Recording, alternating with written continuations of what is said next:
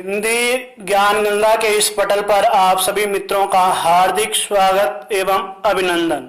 मित्रों, प्रतियोगी परीक्षाओं की दृष्टि से जो हिंदी के उपयोगी तथ्य हैं, उन सभी तथ्यों को हम यहाँ प्रतिदिन संकलित कर रहे हैं। कुछ दिन से पारिवारिक व्यस्तता के कारण वीडियो अपलोड नहीं कर पाया। आज से आप पुनः देखते रहिएगा। मित्रों, हम आदिकाल के साहित्य के बारे में चर्चा कर रहे थे। आदिकाल के सिद्ध नाथ और जैन साहित्य की हमने चर्चा की। एक और विशेष धारा रही जो आदिकाल की प्रमुख धारा रही।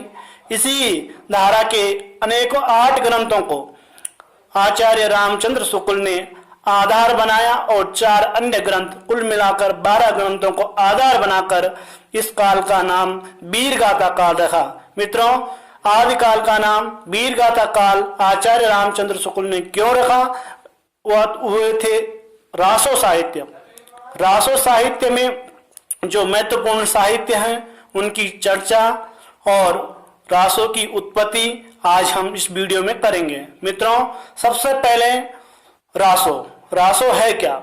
जो रास शब्द है या रास साहित्य है वो जैन साहित्य को कहा जाता है, परंतु रासो के मत में या रासों के विषय में अनेकों विद्वानों के क्या मत है, इस विषय पर हम आज चर्चा करेंगे। मित्रों, गारसा दत्तासी ने इस रासो शब्द का मूल शब्द राजसूय माना है, जबकि हरप्रसाद शास्त्री ने इस रासो शब्द के मूल में राजयश शब्द को माना और राजयश शब्द से रासो शब्द की उत्पत्ति हुई, ऐसे हरिप्रसाद शास्त्री जी मानते हैं।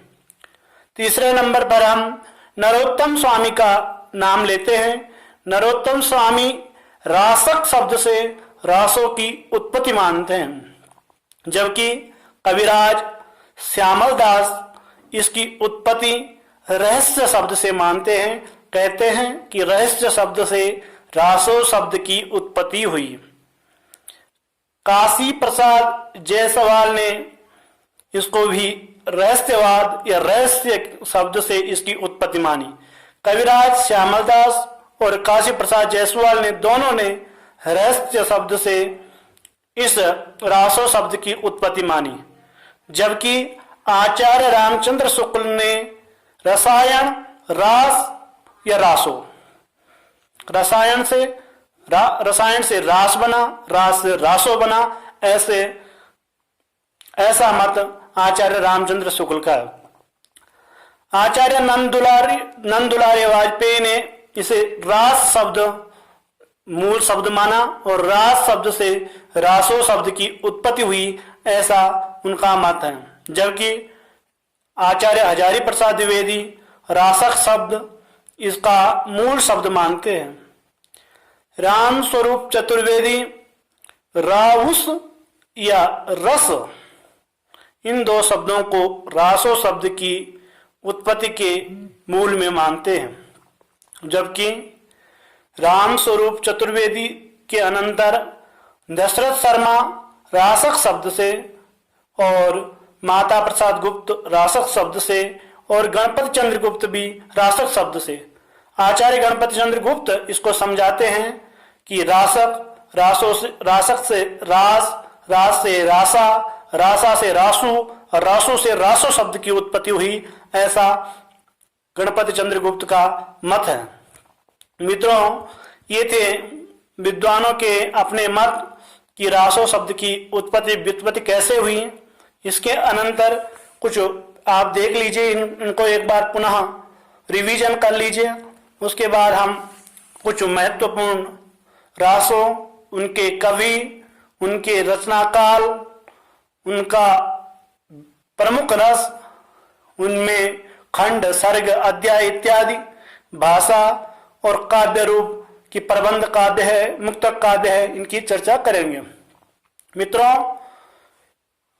दलपति विजय कवि है, दलपति विजय, उनकी रचना है खुमान रासो। इसका समय है 9वीं शताब्दी। इस खुमान रासो में जो प्रधान रस है वह वीर रस है।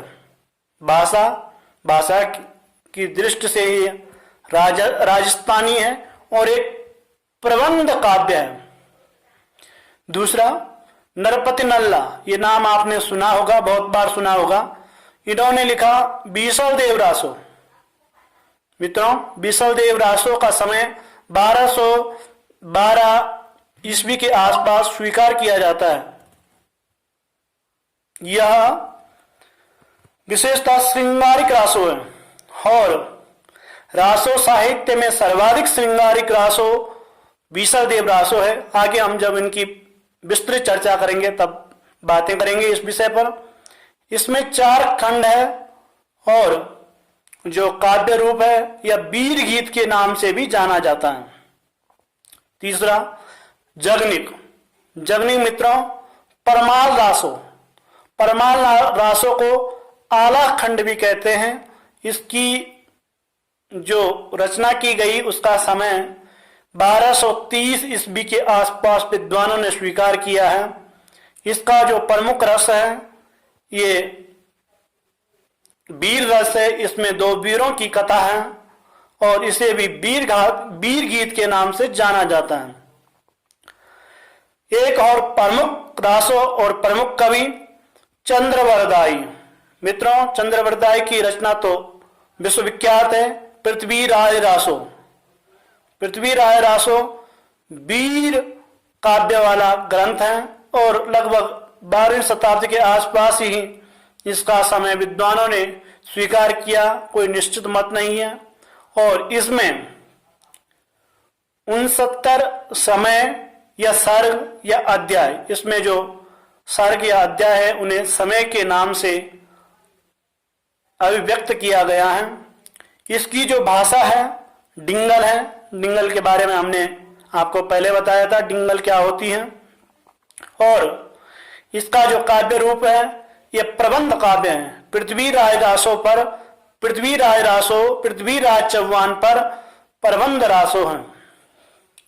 इनकी और विस्तृत चर्चा आगे। उसके बाद केदार भट्ट की जो रचना है उसका नाम जयचंद प्रकाश है। जयचंद प्रकाश की रचना 1224 ईस्वी के आसपास स्वीकार की गई और इसका आसपास का आशय है कि ये कोई निश्चित तथ्य नहीं है। ये विद्वानों ने अपने तर्कों पर उन प्रमाणों से स्वीकार किया है। इसका जो रस है वीर रस प्रदान रासो है, ग्रंथ है और इसे ये भी प्रबंध काव्य है, प्रबंध ग्रंथ है। उसके बाद हम मधुकर भट्ट का जयमयंक जस चंद्रिका जो कि 1243 ईस्वी की है और एक प्रबंध काव्य है। उसके बाद सारंगधर का, ये अधिकतर पूछा जाता है कि सारंगधर की रचना कौन है। हमीर रासो के बाद हम नल्ल सिंह की विजयपाल रासो जो वीर रस से प्रधान काव्य है। इसमें 42 छंद है। पूछा जाता है कि विजयपाल रासो में कितने छंद है, तो मित्रों हमारा उत्तर होगा 42 छंद। और वीर गीत या वीर काव्य के रूप में हम इसे जान सकते हैं। इसके अनंतर हम एक और श्रीधर की रचना है रणमल छंद भी वीर गीत है। इसमें यह वीर रस से प्रधान काव्य है। इसका जो प्रधान रस है वीर है। इसमें 70 छंदों में चर्चा की गई है और भाषा जो है डिंगल है। वीर गीत के रूप में प्रसिद्ध है। मित्रों, ये थे प्रमुख रासो। अब हम इनकी विस्तृत चर्चा आगे करेंगे। तब तक के लिए धन्यवाद। देखते रहिए।